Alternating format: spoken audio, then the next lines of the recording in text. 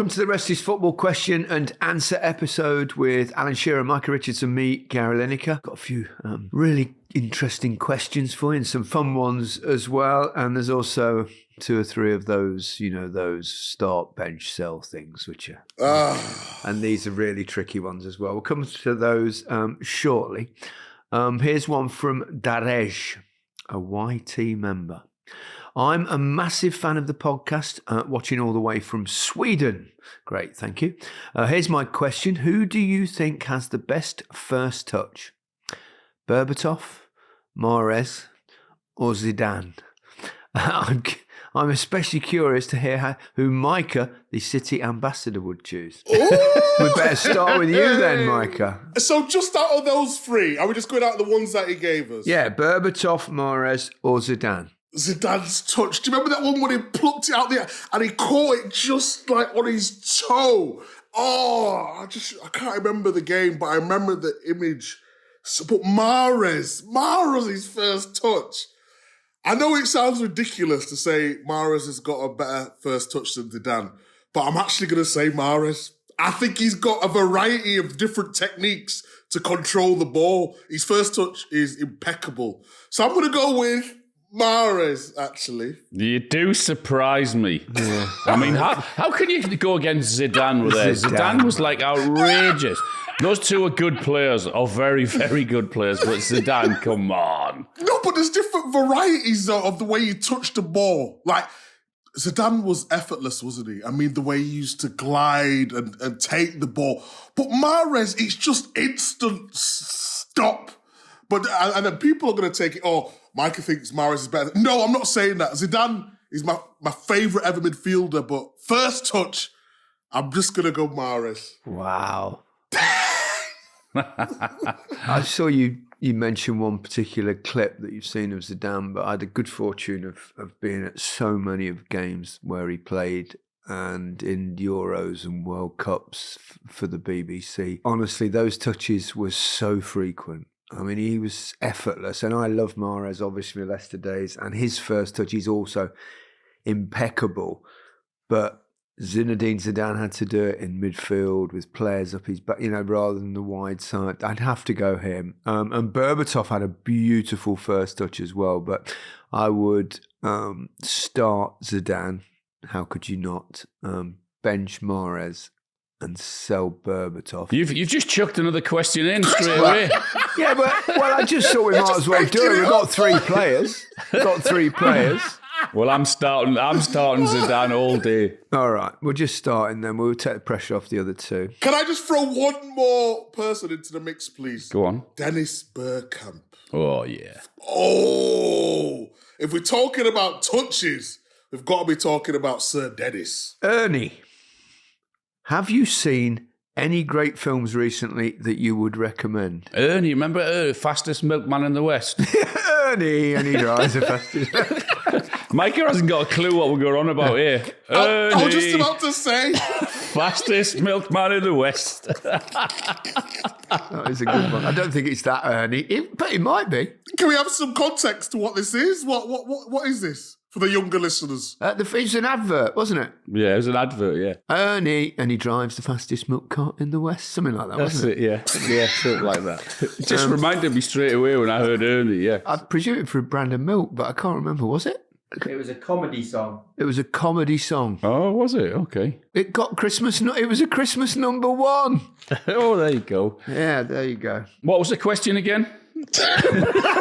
Have you seen any great films recently that you would recommend? I watched on the way back from Match of the Day one night The Blitz recently. Steve McQueen's new film about obviously World War II, and I really enjoyed that. It's kind of Dickensian in a way, and it's nicely shot and well acted, I thought. I just finished watching the series The Day of the Jackal. Oh, me too. Oh, look, I've just got that. I was going to say the same thing. Look, no messing around. I've got it there. Have you finished it, Micah, yet? No, I've just. Oh, perfect. I can ruin it for you by telling you the end. No, I won't. I wouldn't do that. I won't do that. He gets killed in the last episode. Ow. What? That's terrible. It's great, though, Micah. It's great. It's unbelievable. I'm loving it. It's so good. Really enjoyed that. Well, yeah, I'll agree with Alan then. Yeah, that's my favourite. Unless you want me to think of something else. Well, absolutely. Have you seen anything that you want to recommend, Micah? Have you seen A Star Is Born? No. Every time I start to watch it, I turn it off because it's a bit soppy for me, but I heard it's amazing. But I just said, yeah. Are you not a romantic? On Valentine's Day, maybe. One day of the year. Here's one for you from Ruby Prince. Can you try and do each other's accents? No. In fact, on Sunday, Micah, at the game, you did a beautiful bit of Yorkshire. You were talking, I can't remember, about one of the goalkeepers, and you went, he's in net. He's in net. He's in net. Ilklimo Barta. Ours is easy, isn't it? Why, eh? That's all you need to say in Geordie, isn't it? Why, eh? Come on, tell us something to say. You say something in Geordie and then we'll repeat. Let's do this, Al. Gannon doing the Scottish Road. Gannon doing the Scotland Road. Scotland Road. Gannon doing the Scotsman's Road. Scotswood Road. Can it do the Scotland? Oh my, that's impossible accent to What about the Leicester accent? do. You've not got, hold on, Leicester accent. You've not got a Leicester accent. Well, I can Come get on, one you're if you from want. Westminster. I've told you this before. Going uptown, Safto, to see Summit. Summer, we say that in Yorkshire as well. And at Summit, yeah. To see Summer. Say it again, Gaz. Going uptown, Safto, see Summit. Going uptown, Safto, see somewhere. Safto, this afternoon. Safto. Yorkshire, here we go. Go on. Just go into the shop. Just going to the shop. Why so aggressive? Sound like Jeffrey Boycott. just going down road. Going down road. It's not far off Geordie, is it? Here you go. Here's a question for Alan. Tom Gavin, and you can do it in Geordie if you want now. How many goals does Alan think he'd score in today's Newcastle team? Well, fewer than Isak, that's for sure. I'd be confident getting 35, 40 goals in that team. Don't hold back, Al, will you? Micah's gone, look. He's gone. Micah's gone. You know why? Because it's how serious your face was. I thought he was going to say it. 50 to 20, maybe 5 in the cups, 25. 15 to 20. I'd still get 15 to 20 now. You're 55, Al. Exactly. I'd get 7 pens. Pull your hamstring taking them, though. I back you to get 25 Premier League minimum. 25 to 30. Yeah, that would be a bad season. Oh, dear. Luke Butters. What is the most random job offer you had after finishing football? What a great question. I remember when I finished football, someone got in touch and they asked me if I'd try and sell some crisps. And 30-odd years later, I'm still selling crisps. So that's probably that one. That was a bloody good offer, wasn't it? But you don't sell cars, though, do you? Sell my car. No. Oh, goodness me. No joke, and I don't want to keep it PG. I got an email, and I don't know if it was a banter or not, but they asked me if I wanted to get into male stripping. Oh, that's the advert to sell the podcast. They asked me to get into that. And do you know what happened? In the end, they went for Zabaleta. Did you take the job? Is that serious? You seriously got asked to do that? Honestly, I don't know. That's what I mean. I don't know. Obviously, I didn't respond to the email, but when I first, they said something about you got a really good physique, you got a great smile. I think you could entertain the crowd. I was like, God. This is worse than me saying I'd scored 35 or 40 goals. Yeah, so I didn't respond. So I don't know if it was real or banter. So what did you do in the audition? Too sexy for you. Too sexy. About you, Al, have you ever been? No, I've not. I've never been asked to do that. No, I've never been. Although there was one commercial early days at Walker's, because they always ran a few ideas, and they said you can always say no if you don't. I did one with Gaza, which was really fun, that worked really well, and then they wanted to do a follow-up, and they said, we want you both dancing around the dressing room in just your jockstrap or slip. And I went, Oh, no, I don't think so. These clips never go away, do they? They're there for life. Why on earth would you? Will, I've been a Wrexham fan for 40 years. What do you think is the ceiling for this Wrexham project?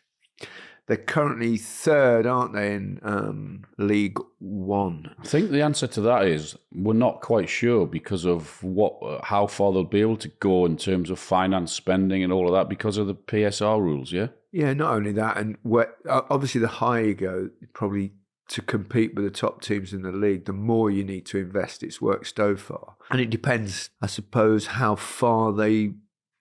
what their desires are, what their ambitions are to take it. I think they're already taking one or two other clubs on in different parts of the world in a similar sort of TV project. I think once you get right to the upper echelons of, say, Premier League football, then it really does become more challenging. But it has been fascinating to watch and given a lot of people an interest, and the TV side of it has certainly worked.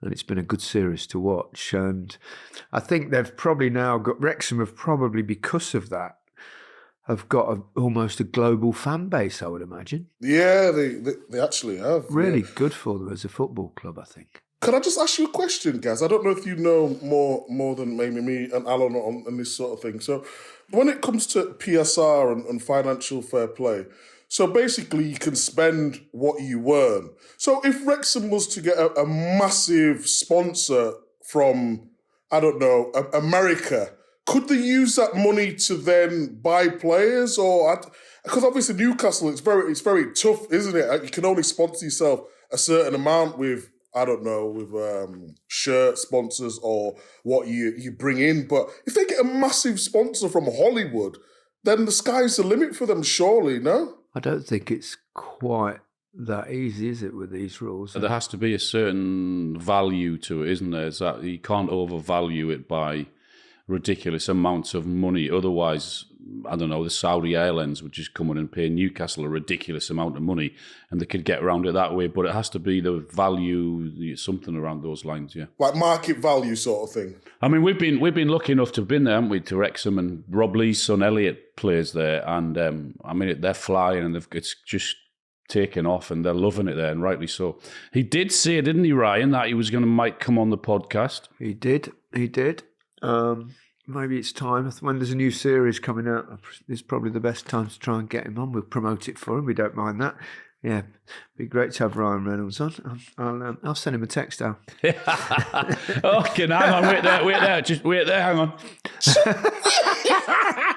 I just picked that name up you've dropped there, yeah. We've got one final special question. As many of you will have heard, Bulldog Skincare are sponsoring the show this month to celebrate Dry January, and they've got a question.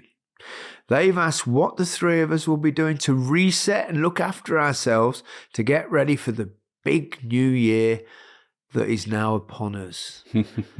Big Micah is currently showing his guns. It's all about fitness, guys, isn't it? I go to gym minimum 4 times a week. Minimum. A local one where I'm from in Harrogate. All sorts of different training, hit training, strength training. And it just, in the morning when you get up and say you've had a late night or whatever, when you go to the gym and you have that sort of feeling, should I go? Should I leave it? And then you go, and after you just feel great. And I've just sort of said to myself, this year, I'm doing more. I want to be in the best shape of my life. You could yet make a comeback. I don't do as much as you do, Micah, but I'm 3 times a week. I have to do it. I'm the same. It's hard getting into the gym. I do the speed flex and Peloton. It's hard getting in there, but once you do it and you finish, it's a great feeling, isn't it? What sort of things do you do, Al? What's your thing? What's a speed flex? Maximum benefit. minimum impact in terms of the no strain on your joints. Maximum benefit. With my knees and joints and everything else, Micah, I struggle. So it has to be easy on them, and it is. It's great. I love it. Yeah. Well, I get into the gym on my Zimmer frame before you start. And no, I work out 4 times a week, 3 times in the gym. HIIT training, really, mixture of cardio and muscular and all those sort of things. And I do Pilates once a week as well, which is great for the core and stretching, which is important. I always think the secret of fitness and well-being in terms of gym work is turn up.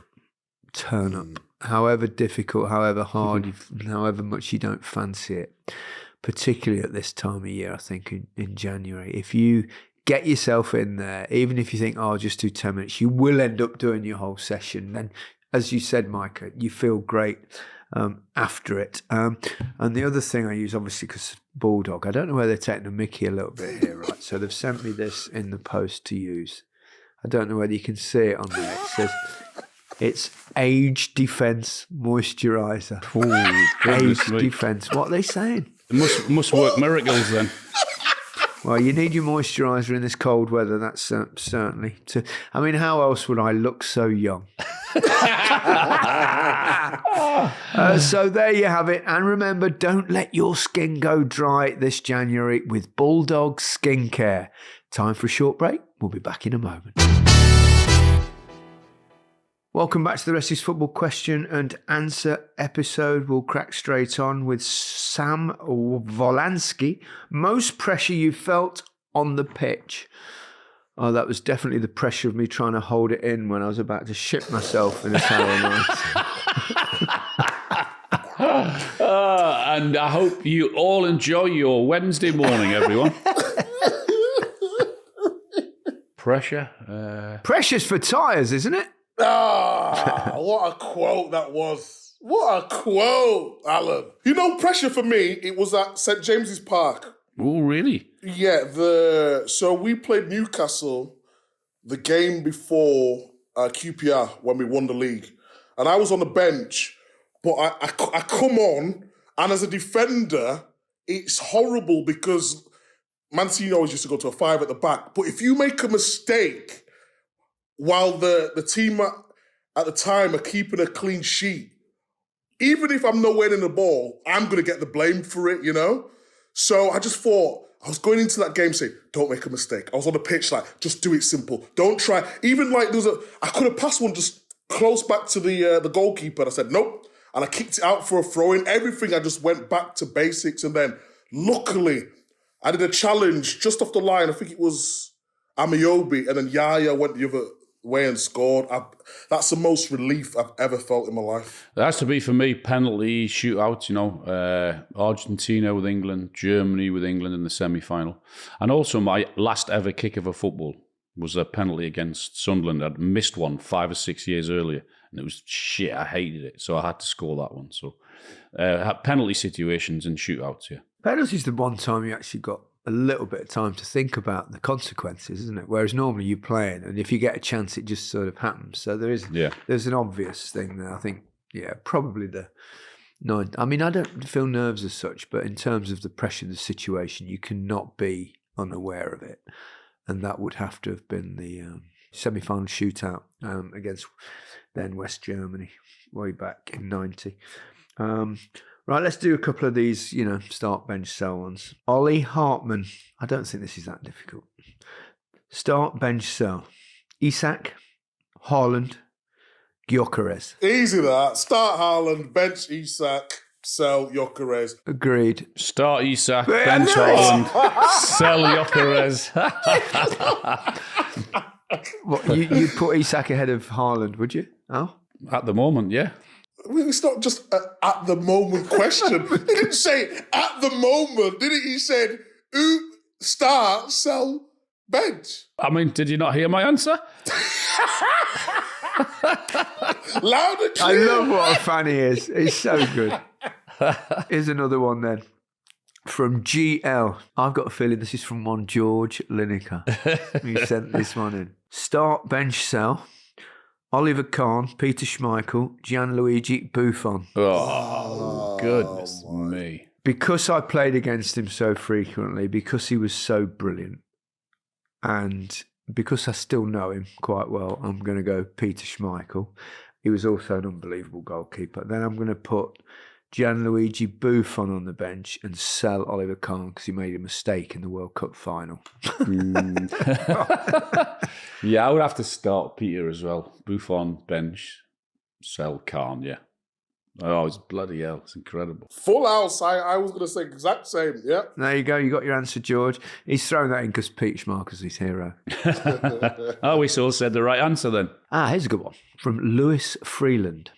Any uncapped players you'd like Tuchel to pick for England? I'd go Liam Delap. I'm not sure it happened in his first squad, but I think down the line, if he keeps doing what he's doing, he's, for playing in a team that's just promoted, he's a handful. He's dangerous. His movement's good. He's scoring goals. I think he's got a big future ahead of him. You always be careful with these things because it's a treacherous business, making your way as a footballer. But fingers crossed. I like him a lot. Micah?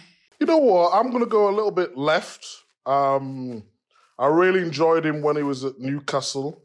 I think now he's moved to Forest. And we're talking about Gibbs White and all the rest of it. But Elliot Anderson, I think he could bring something different. He can defend, he can pass, he can run forward with it.